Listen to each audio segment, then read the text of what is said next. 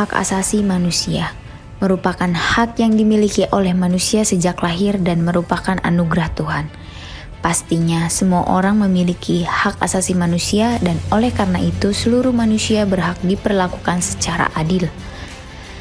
Tindakan pelanggaran hak asasi manusia dan kekerasan akhir-akhir ini banyak terjadi dan merugikan beberapa pihak. Mulai dari penganiayaan hingga pembunuhan. Seperti yang terjadi penembakan tenaga kesehatan oleh KKB di Papua dan kasus penganiayaan Muhammad Kece oleh Irjen Napoleon Bonaparte di Rutan Bariskrim.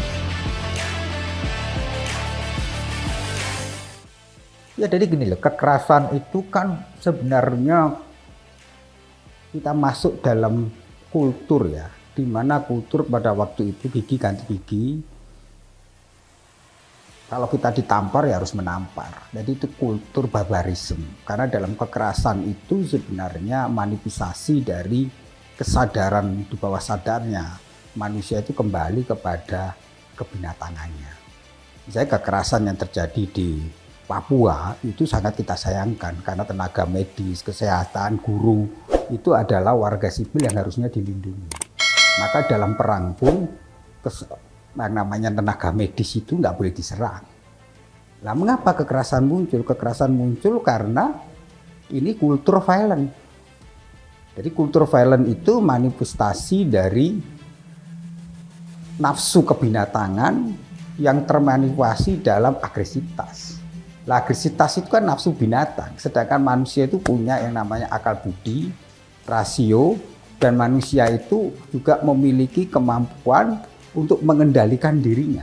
Lah, kekerasan muncul karena banyak faktor balas dendam, harga diri, faktor kesinggung, faktor konflik. Lah sekarang persoalannya kultur kekerasan itu menjadi kultur yang terus-menerus karena dianggap salah satu model mencari solusi.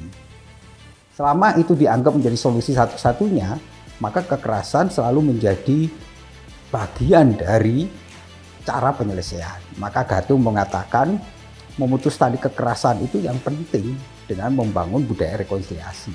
Karena kekerasan itu selalu menimbulkan kekerasan baru. Darah menimbulkan darah. Gigi ganti gigi akan menimbulkan balas dendam. Nah kalau kultur ini terus-menerus dipelihara, ya tidak ada perdamaian.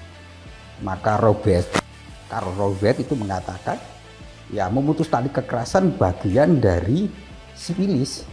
Jadi menjadi warga sipil itu ya hukum. Lah tunduk kepada hukum itu tunduk kepada aturan main, bukan kepada pemaksaan. Kekerasan kan pemaksaan. Lah mengapa kekerasan itu bisa terjadi ya? Karena banyak pengalaman trauma masa lalu. Ketika masa kecil pendidikannya penuh kekerasan ya terinspirasi. Atau terinspirasi oleh banyak yang sekarang terjadi. Karena dalam teori komunikasi siapa yang sering nonton film kekerasan dia terinspirasi. Jadi kekerasan itu terinternalisasi dalam kepalsuan. Jadi orang di bawah sadarnya itu tiba-tiba menjadi orang yang lemah lembut, menjadi orang yang sadis. Itu kan karena ada faktor-faktor bawah sadar. Nah, bawah sadar itu yang paling bahaya ketika orang tidak mampu mengendalikan dirinya. Ya, maka dalam konteks ini kita harus berani memutus tali kekerasan. Tali kekerasan hanya bisa diputus dengan membangun peradaban. Peradaban itu bagian dari bagaimana nilai-nilai keutamaan, nilai belas kasih, nilai persaudaraan, rekonsiliasi itu menjadi pilihan dalam pengambilan kebijakan. Karena apa? Kekerasan tidak akan menyelesaikan masalah. Kekerasan akan menimbulkan kekerasan baru, dendam baru, dan itu tidak bisa diselesaikan. Jadi kekerasan itu kan bisa dilakukan dengan ukuran-ukuran tertentu. Ketika negosiasi, ketika musyawarah mufakat, ketika jalan damai, buntu. Tetapi kekerasan itu kan salah satu mekanisme untuk memaksa. Tetapi yang paling penting adalah meja perundingan. Nah, perundingan itu bagian dari sivilis itu. Masyarakat sipil itu, yang sivilis itu kan masyarakat yang beradab. Masyarakat beradab itu ya, kalau ada masalah ya diselesaikan. Nah, problem-problem kita hari-hari ini kekerasan menumpuk karena ada faktor-faktor yang membuat kekerasan itu menjadi sebuah kultur. Jadi kita harus memutus sejarah masa lampau. Jadi kalau kita ingat Singosari kayak cerita Keng Arok Empu Gandringnya itu kan sejarah kekerasan itu. Jadi setelah itu kan dibales juga kan. Jadi Keng Arok juga dibunuh kan. Nah setelah itu muncul terus menerus lingkaran kekerasan itu. Nah lingkaran kekerasan harus diputus dengan membangun sebuah peradaban.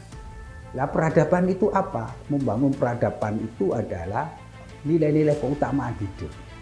Nah nilai keutamaan itu ya manusia diciptakan oleh Tuhan yang Maha Kuasa, diberi kemampuan akal budi, dan akal budi itu manusia harusnya mampu membangun yang namanya rekonsiliasi. Jadi rekonsiliasi itu orang berani saling memaafkan dan saling menerima dan mengakui kesalahan, kemudian orang memulihkan martabatnya. Ya, harusnya hukum itu instrumen, sarana. Tapi yang paling penting memutus tali kekerasan itu adalah budaya. Jadi bagaimana kearifan budaya itu menjadi bagian dari sebuah kultur. Perlu ada peran negara dalam hal Nah, negara jelas berperan. Negara itu kan melindungi segenap rakyatnya. Tapi negara juga harus bersama-sama. Jadi kebudayaan itu kan menyangkut nilai peradaban. Budaya-budaya kita banyak kok, cara memaafkan, rekonsiliasi itu dibangun dalam sebuah kultur budaya. Dan tidak semua hal diselesaikan dengan hukum, tapi dengan membangun kearifan-kearifan lokal. Kalau di Papua kan terjadi rekonsiliasi, kemudian orang dengan ternak di sana, itu kan bagian dari kultur kekerasan.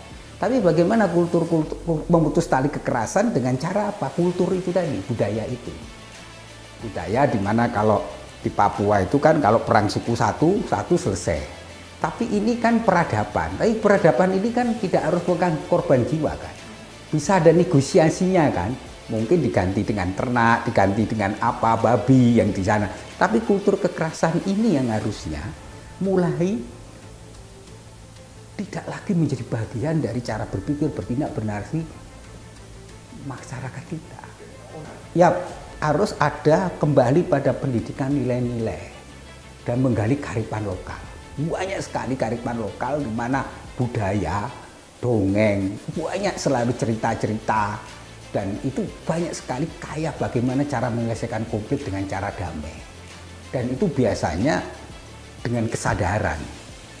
Di NTT juga ada kan cara musyawarah mufakat. Kalau NTT menggunakan apa? Biasanya mereka kalau ada konflik, kemudian yang namanya Tuan Gulu itu yang punya otoritas yang bisa mendamaikan. Lah kita membutuhkan sekarang kearifan-kearifan lokal ini menjadi sebuah nilai yang harusnya dikembalikan lagi. Bahwa kultur kita kaya kok. Jadi tapi juga peranan TV publik penting. Bagaimana publik harus utamakan kultur-kultur budaya lokal yang harus utamakan perdamaian itu. Lewat sebuah bentuk-bentuk budaya itu tidak hanya seni, tari, tapi bentuk-bentuk ritual, adat. Itu bagian dari bagaimana mereka mencoba mencari sebuah cara solusi supaya kekerasan tidak menjadi model.